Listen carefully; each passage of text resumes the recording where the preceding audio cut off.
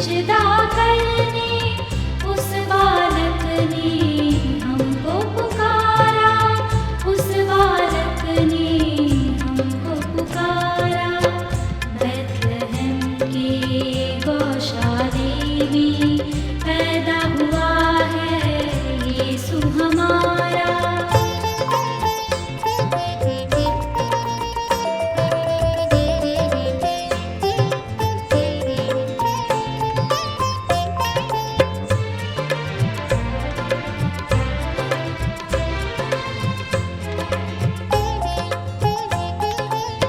प्यार पिता का तुम ये देखो, स्वर्ग से उसने प्रेम है भेजा।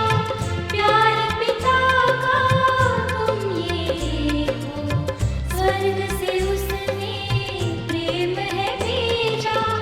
आगे बचाए जाए सभी हम, आगे बचाए जाए सभी हम, शांति और मुक्ति जीवन पाए, शांति और मुक्ति जीवन पाए। बैतलहम के गौशाले में पैदा हुआ है यीशु हमारा। आओ चले हम सिजदा करने, उस बालक ने हमको पुकारा, उस बालक ने हमको पुकारा। बैतलहम के गौशाले में पैदा हुआ है यीशु हमारा।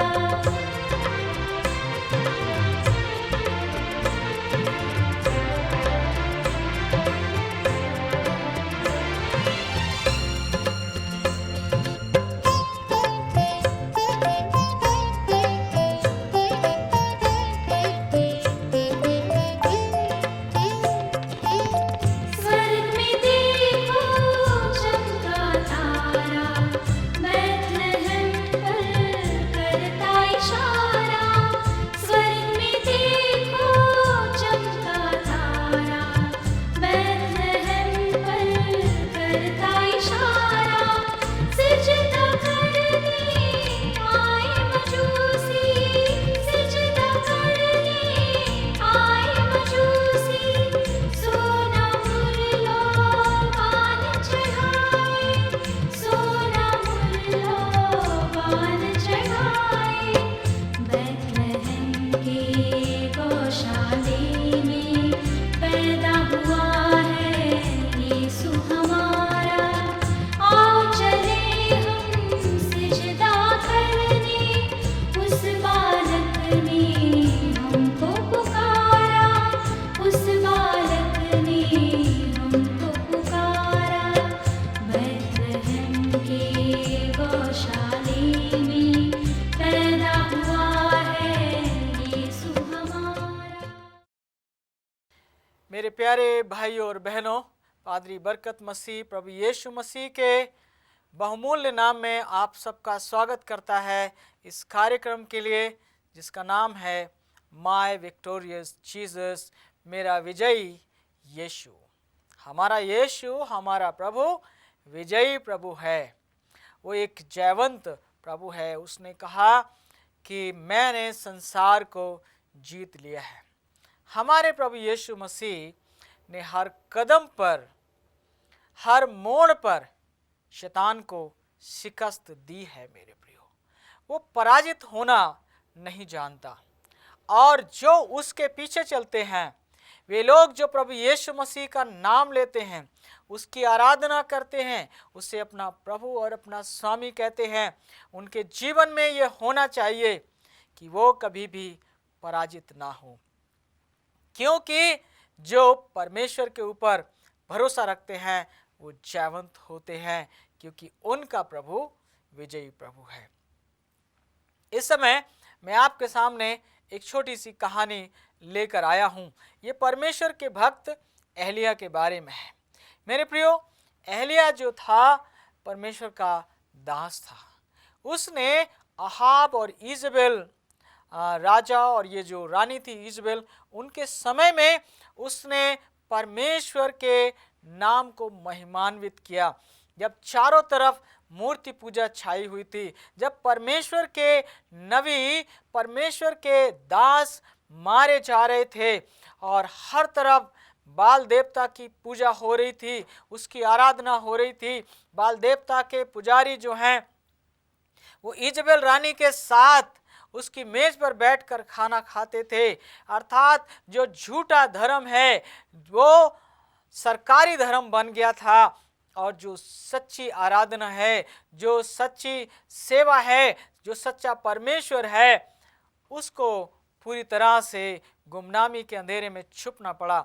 ऐसे समय में एलिय्याह ने परमेश्वर की आवाज़ को सुना और जाकर उसने अहाब को चेतावनी दी कि जब तक मैं ना कहूँगा तब तक बरसात ना होगी।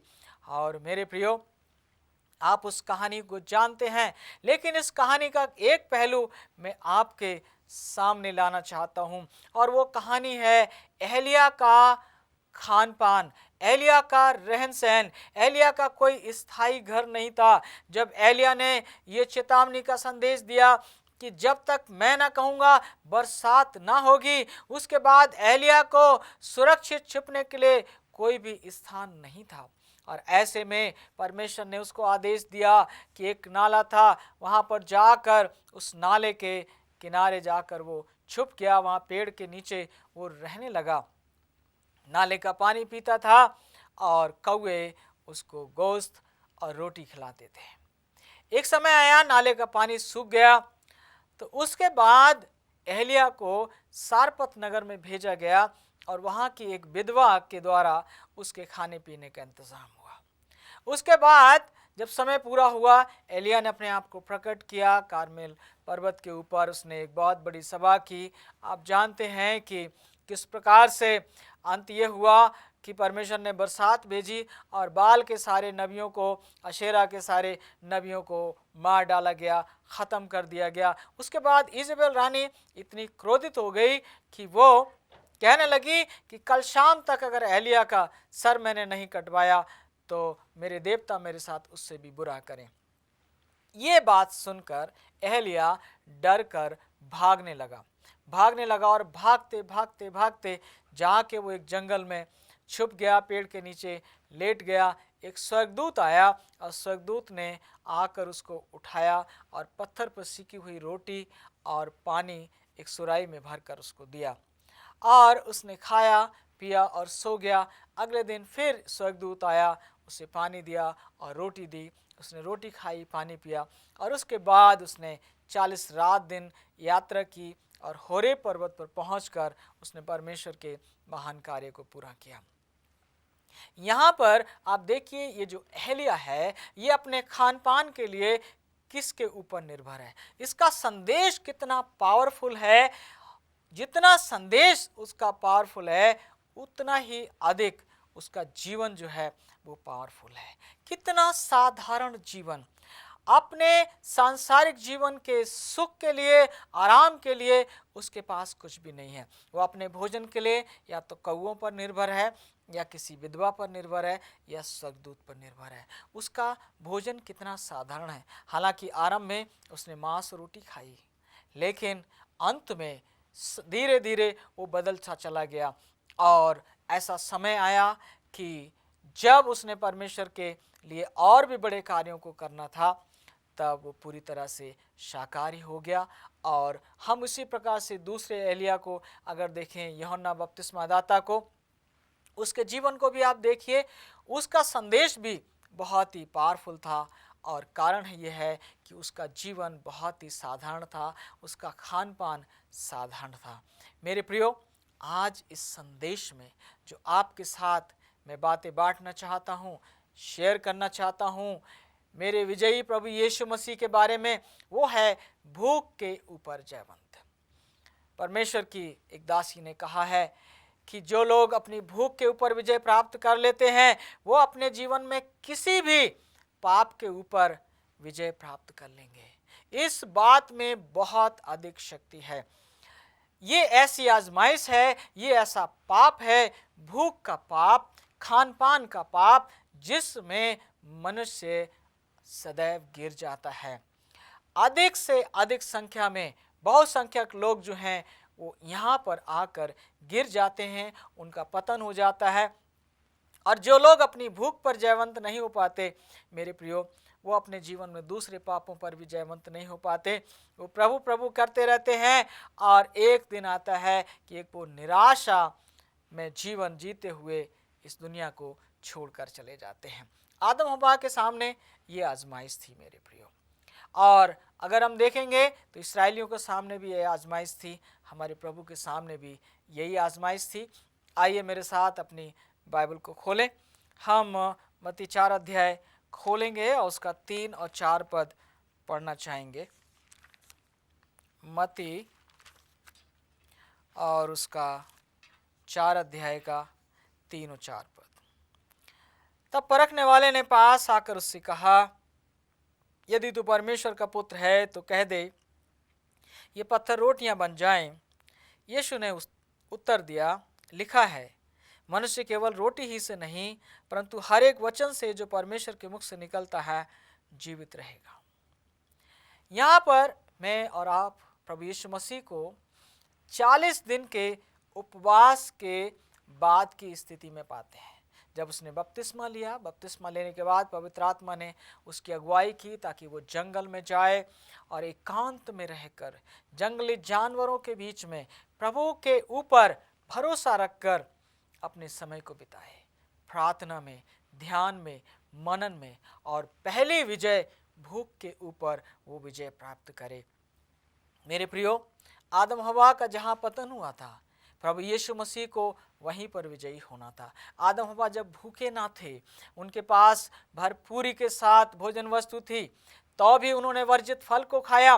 लेकिन मेरे प्रभु ने जब वो 40 दिन और 40 रात का भूखा और प्यासा था और उसका रूप जो है वो बिगड़ चुका था और वो बेहद बदसूरत दिखाई दे रहा था, उसकी शक्ल भयानक हो चुकी थी, उसकी आंखें अंदर को गड़ गई थी और उसकी जो त्वचा है वो एकदम पीली पड़ चुकी थी और सूख चुकी थी, वो बेहद कमज़ोर हो चुका था, जब उससे उठा नहीं जा रहा था। ऐसे समय में परखने वाले ने पास आकर, शैतान ने पास आकर उससे कहा, यदि तू परमेश्वर का पुत्र है, यदि उसने सवाल को खड़ा किया, जिस तरह से उसने आदम और हवा को बहकाया, कंफ्यूज किया, उसी प्रकार से उसने यीशु मसीह के सामने इस बात को रखा कि तू क्या वास्तव में परमेश्वर का पुत्र है। अपनी दशा को देख, अगर तू वास्तव में परमेश्वर का पुत्र है तो आदेश दे ये पत्थर रोटियां बन जाएं। मेरे प्रियो, यीशु मसीह ने उसे उत्तर दिया, लिखा है, वचन में लिखा है कि मनुष्य केवल रोटी से ही जीवित नहीं रहेगा परंतु हर एक उस वचन से जो परमेश्वर के मुख से निकलता है। यीशु मसीह ने अपनी उस शक्ति का प्रयोग अपनी भूख को शांत करने के लिए नहीं किया जो उसने आराधना में परमेश्वर की उपस्थिति में प्राप्त की थी। और उसने जवाब दिया कि जीवित रहने के लिए रोटी ही सब कुछ नहीं है। आज संसार में जितने पाप होते हैं उसके पीछे बहुत हद तक रोटी जिम्मेवार है। लोग भूख के कारण, पेट के कारण पाप करते हैं। लोग पेट भर जाने के बाद दूसरे प्रकार के पाप करते हैं। जब पेट खाली होता है तो अलग प्रकार के पाप करते हैं, चोरी करते हैं और तमाम उन बातों को करते हैं, दूसरों की वस्तुओं को ले लेते हैं। लेकिन जब उनके पेट भर जाते हैं तब अय्याशी करते हैं, परमेश्वर को भूल जाते हैं, खुद पाप में गिरते हैं, दूसरों को पाप में गिराते हैं। लेकिन आपका प्रभु यीशु मसीह विजयी प्रभु 40 दिन के उपवास के बाद भी उसने कहा, मनुष्य केवल रोटी से जीवित ना रहेगा। परमेश्वर का अनुग्रह आपको रोटी के बिना भी जीवित रख सकता है। मेरे प्रियो, यीशु मसीह ने यही सिखाया, रोटी मिले ना मिले परमेश्वर का हाथ मत छोड़िए, वो बिना रोटी के आपको जीवित रखेगा। अर्थात आपकी गरीबी आपको पाप करने के लिए बहाना ना बने, आपकी गरीबी, आपकी भूखमरी आपको गलत रास्ता चुनने के लिए बहाना नहीं बनना चाहिए। आपके प्रभु ने आपको आदर्श और नमूना दिया है, 40 दिन की भूख के बाद भी वो कहता है कि रोटी ही सब कुछ नहीं है, परमेश्वर का वचन अधिक महत्वपूर्ण है। परमेश्वर के वचन का पालन करना अधिक महत्वपूर्ण है। परमेश्वर की इच्छाओं का अनुसरण करना ये अधिक महत्वपूर्ण है, बजाय इसके कि हम रोटी के लिए अपने आप को गिरा दें। याद रखें, जो अपनी भूख पर जयवंत हो जाता है वो अपने जीवन में सारे पापों पर जयवंत हो जाएगा, और जिसने भूख पर जय प्राप्त नहीं की वो हर एक पाप में गिरता जाएगा, गिरता जाएगा, गिरता जाएगा, और अंत में वो परमेश्वर के राज्य में नहीं बल्कि नरक की आग में पाया जाएगा। ये संदेश एक सुसमाचार है उनके लिए जो जयवंत होना चाहते हैं। ये संदेश एक चेतावनी है उनके लिए जो सोचते हैं कि हम बार बार गिरते रहें, हम अपनी अभिलाषाओं को पूरा करते रहें, फिर भी हम उसके राज्य में पाए जाएंगे। ऐसा नहीं होने वाला। अगर ऐसा होता मेरे प्रियो, तो यीशु मसीह उस समय रोटी बना सकता था। बहाना होता कि हाँ, वो तो 40 दिन का भूखा और प्यासा था, उसे आवश्यकता थी, इसलिए उसने पत्थरों को रोटी बनाया और खा लिया। नहीं मेरे प्रियो, हमें पत्थर को रोटी नहीं बनानी है, हमें परमेश्वर की इच्छा को पूरा करना है, चाहे हम भूखे और प्यासे ही क्यों न रहें। मेरे साथ आप सबोपदेशक की पुस्तक में चलें और हम उसका 6 अध्याय का 7 पद जो है वो पढ़ना चाहते हैं। लिखा है, मनुष्य का सारा परिश्रम उसके पेट के लिए होता है, तो भी उसका मन नहीं भरता। सबोपदेशक कहता, मनुष्य का सारा परिश्रम उसके पेट के लिए होता है। बुद्धिमान राजा ने ये बात कही है। इसमें कितनी सच्चाई है। आप आज जो कुछ भी कर रहे हैं, क्या पेट के लिए कर रहे हैं? अगर हाँ, तो आप विनाश के मार्ग पर आगे बढ़ रहे हैं, क्योंकि लिखा है पेट भरने के बाद भी मन नहीं भरता।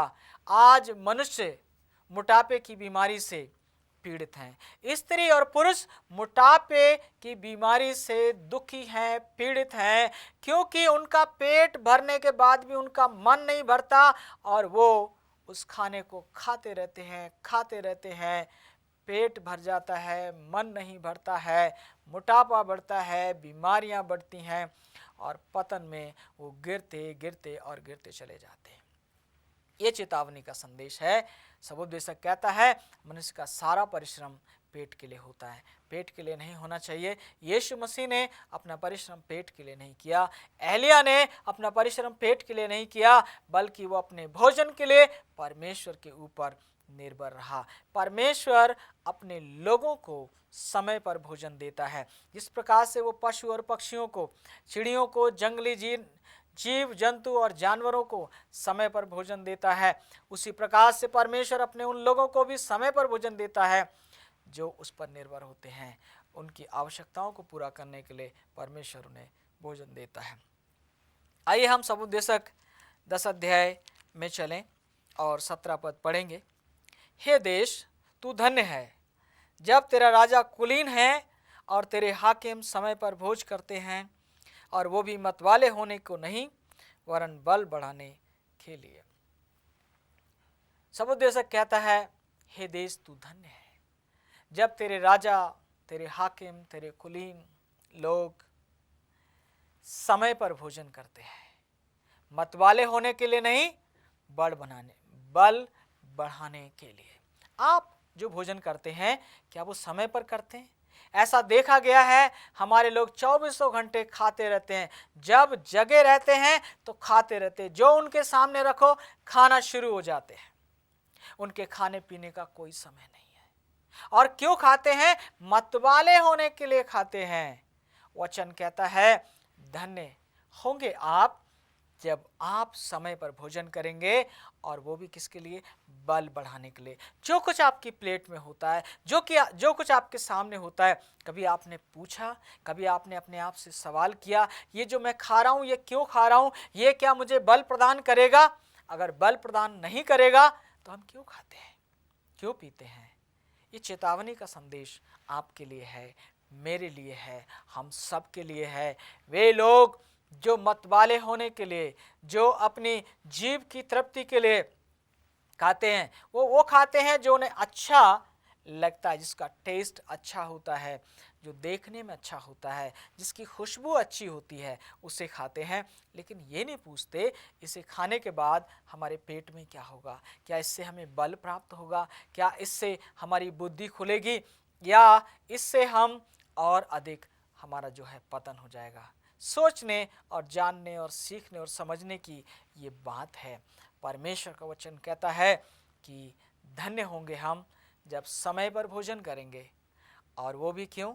बल बढ़ाने के लिए। उन वस्तुओं को हम खाएं जो प्राकृतिक हैं, जो बल हमें प्रदान करती हैं, जो हमारे शरीर को आवश्यक विटामिन और प्रोटीन और मिनरल्स जो हैं उसको प्रदान करती हैं, एंजाइम्स को प्रदान करती हैं। हम सीखने समझने का प्रयास करें कि हमारा वास्तविक भोजन क्या है, उसे किस प्रकार से बनाया जाए, और उसका उद्देश्य जो है वो सही होना चाहिए। मेरे प्रियो, अगर ऐसा हो जाए तो हमारे समाज में जो बीमारियां पाई जाती हैं वो लगभग ख़त्म हो जाएंगी, और जो दुर्घटनाएं होती हैं वो ख़त्म हो जाएंगी, और हमारा जीवन एक बेहतर जीवन होगा, और हम अपनी परीक्षाओं में अधिक जयवंत हो सकेंगे। क्योंकि हमने सीखा है जो भूख से हार जाते हैं वो हर बात में हारेंगे। वचन कहता है कि वो लोग धन्य हैं जो समय पर भोजन करते हैं और बल बढ़ाने के लिए करते हैं।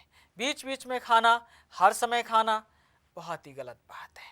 और उन चीज़ों को खाना जो स्वादिष्ट लगती हैं, जो सूंघने में अच्छी लगती हैं, जो देखने में अच्छी लगती हैं, जिनका स्वाद अच्छा होता है, केवल उनको खाना अच्छी बात नहीं है।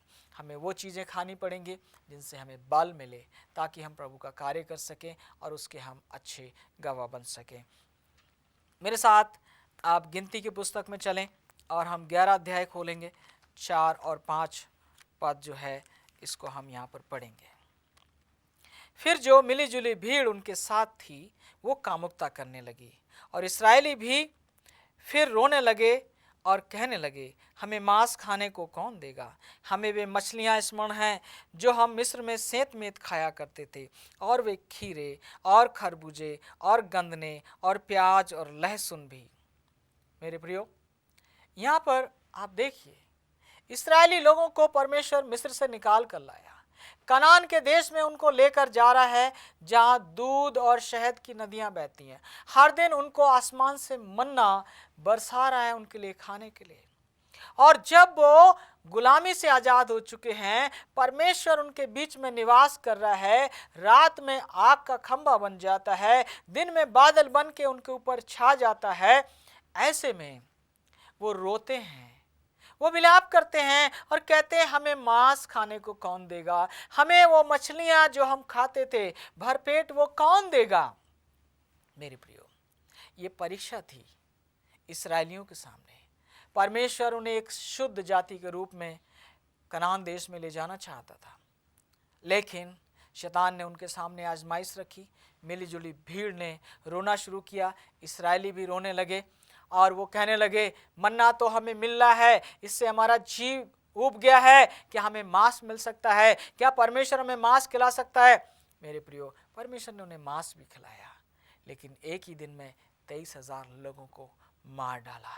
ये मांस एक महामारी का कारण बन गया। जब उन्होंने बटेरें आवश्यकता से अधिक बटोर लीं और अपने तंबुओं के चारों तरफ फैला दी, तो महामारी फैल गई और हजारों हजार लोग मर गए। मेरे प्रियो, याद रखें, परमेश्वर चाहता है कि अंतिम समय में उसके लोग शाकाहारी लोग हों। परमेश्वर उनको मन्ना खिलाता है ताकि उनका दिमाग साफ हो जाए, उनकी बुद्धि खुल जाए, वो समझने और सोचने की शक्ति पाएं, ताकि परमेश्वर उनको राजकुमार और राजकुमारी के रूप में कनान देश में स्थापित कर सके। हमें इन इस्राएलियों से कुछ सीखना पड़ेगा। खान पान हमारे जीवन में मुख्य बात नहीं होनी चाहिए। कितने लोग हैं जो खान पान के कारण परमेश्वर की आज्ञाओं का पालन नहीं कर पाते। कितने लोग हैं जो खान पान के कारण परमेश्वर से दूर हो जाते हैं। मैं आपके लिए एक आयत और पढ़ना चाहता हूँ। ये दानियल 1 अध्याय और उसके 8 पद में पाई जाती है। दानियल 1 अध्याय और 8 पद। परंतु दानियल ने अपने मन में ठान लिया कि वो राजा का भोजन खाकर उसके पीने का दाख मधु पीकर अपवित्र ना होए, इसलिए उसने खोजों के प्रधान से विनती की, उसे अपवित्र होना ना पड़े। दानियल ने और उसके मित्रों ने जब ये देखा उनके सामने अशुद्ध भोजन परोसा जा रहा है, उन्होंने मन में ठान लिया कि वो अशुद्ध नहीं होना चाहते। मेरे प्रियो, अशुद्ध खान पान मनुष्य को अशुद्ध कर देता है, उसकी सोच को बिगाड़ देता है, उसकी शक्ल को बिगाड़ देता है। मेरे प्रियो, याद रखें, अगर आप स्वर्गीय राज्य में प्रवेश करना चाहते हैं तो पौलुस की बात को याद रखें।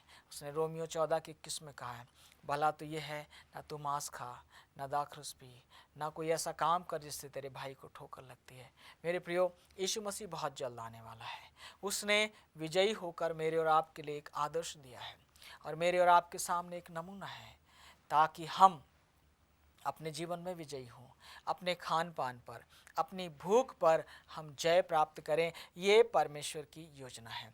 और यदि हम भूख पर जय प्राप्त करेंगे तो निश्चय मेरे प्रियो, मैं जानता हूँ कि हम अपने जीवन में बाकी सारी परीक्षाओं पर भी जयवंत हो सकते हैं। आपका प्रभु विजयी प्रभु है। उसने भूख पर जय पाई, उसने भूख को कभी हावी नहीं होने दिया, उसने खान पान के कारण कभी परमेश्वर के काम को उसने नहीं छोड़ा। आइए हम प्रार्थना करें ताकि परमेश्वर संदेश से हमको आशीष दे। करुणामयी पिता, मैं विनती करता हूँ, अपने इन लोगों को आशीष दे, इनसे बातचीत कर और इन्हें भूख पर और तमाम बातों पर जयवंत कर। धन्यवाद के साथ इस विनती को मसीह यीशु के नाम से मांगते हैं, आमीन। भाई बहनों, मैं उम्मीद करता हूँ संदेश से आपको आशीष मिली है। अगर आप चाहते हैं हम आपके लिए प्रार्थना करें तो हमसे संपर्क करें, हमारा पता दिया गया है। प्रभु आपको आशीष दे।